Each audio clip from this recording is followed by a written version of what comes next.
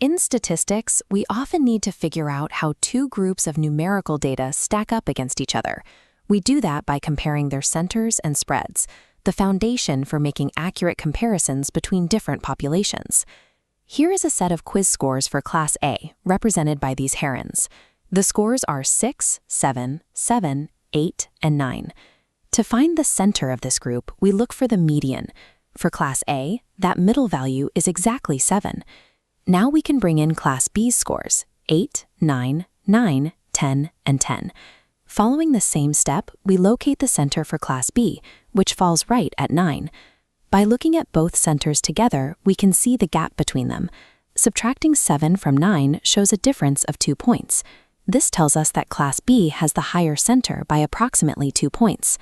Identifying this specific difference in centers is the mandatory first step before we can draw any deeper conclusions about which group performs better.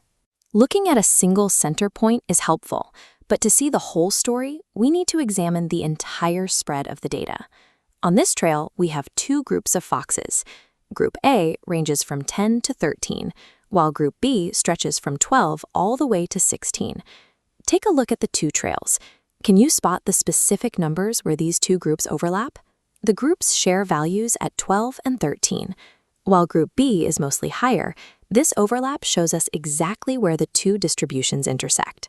This overlap matters because it shows that even when one group is generally higher, some individual members of the lower group can still tie or even outscore members of the higher group. Finally, let's look at the practice flight times for two different teams of dragons. One team has a mean practice time of 24 minutes, and the other is 30 minutes. That's a 6-minute difference between their centers. Within each team, the typical spread, or how much the individual flight times vary, is about 3 minutes. Now we ask, is the 6-minute gap large compared to the 3-minute variation within the teams? We can test this by seeing how many spreads fit into the difference. 6 divided by 3 is 2, so the gap is exactly twice the typical spread.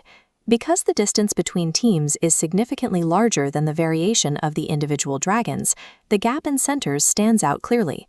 This tells us the difference is a meaningful trend rather than just a result of the usual variation in flight times. When you compare data, the goal is to describe how the groups relate, identifying which is centered higher, and how their spreads behave. You do this by comparing centers, looking for visual overlap, and weighing the difference against the spread.